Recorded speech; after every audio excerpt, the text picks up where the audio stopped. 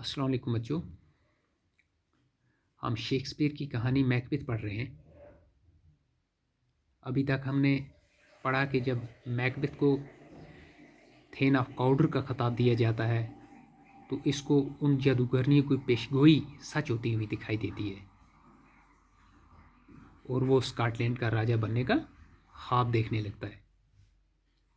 लेकिन चूंकि बुनियादी तौर पर मैकबेथ जो है ये एक नरम दिल आदमी है, इसकी बीवी के मुताबिक ये एक कॉवर्ड किस्म का आदमी है, तो इसको कोई भी सख्त कदम उठाना जो है वो मुश्किल लगता है ना।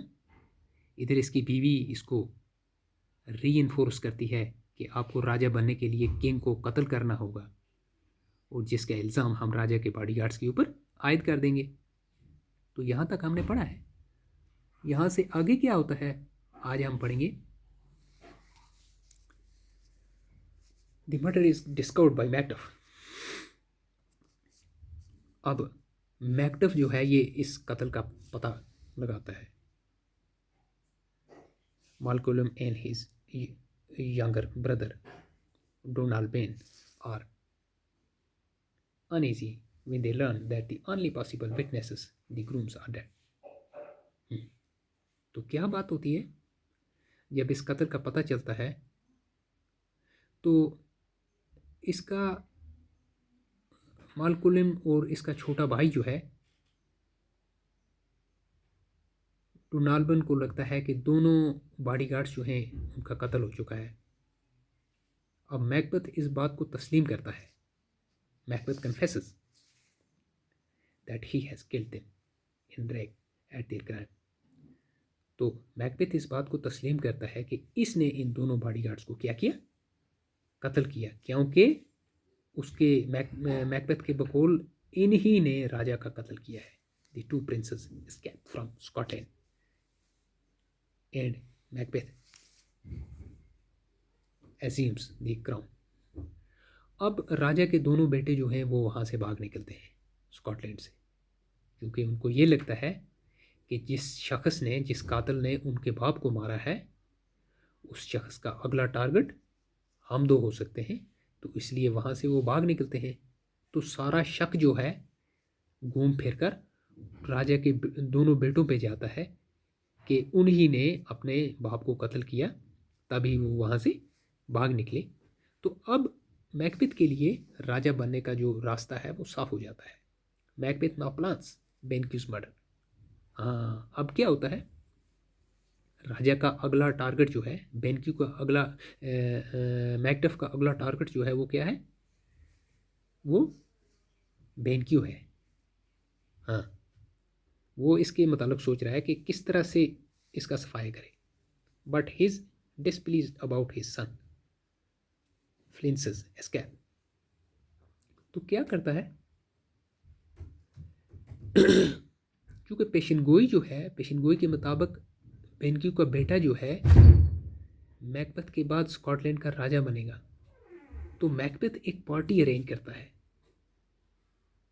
जिसमें बेनक्यू और उसके बेटे को दोनों को इनवाइट करता है। इसके साथ साथ मैकबेथ क्या करता है, दो गुंडे हायर करता है। किसके लिए, इन दोनों बाप बेटों को मारने के लिए। ठीक है ना। तो ये गुंडे जो हैं ये बेनक्यू को तो मार देते हैं, लेकिन इसका बेटा जो है ये बच निकलता है किसी न किसी तरह से। इसका बेटा वहां से बच निकलता है। अब the party, in the party क्या होता है, the ghost of BenQ now hunts Macbeth. अब पार्टी में मैकबेथ जो है इसको बेनक्यू का भूत दिखाई देने लगता है और वो तरह तरह की हरकतें करने लगता है वहां पे। तो मैकबेथ जो है क्या करता है, he seeks out the witches. वो फिर उन चुड़ैलों के पास जाता है। कौन सी, वो जादूगरनियाँ जो है जिन्होंने पेशगोई की थी, ये उनकी मदद मांगता है कि भाई अब वो उसको क्या करना चाहिए, एंड लर्न्स। और वो चुड़ैलें जो हैं, वो जादूगरनियाँ जो हैं, वो इसको क्या कहती है, that he must be aware of the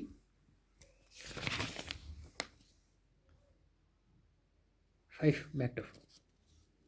हाँ, वो इसको कहती है कि इसको मैक्टफ से बच कर रहना होगा। पहली बात तो ये है, but he can not be harmed by one of women burn.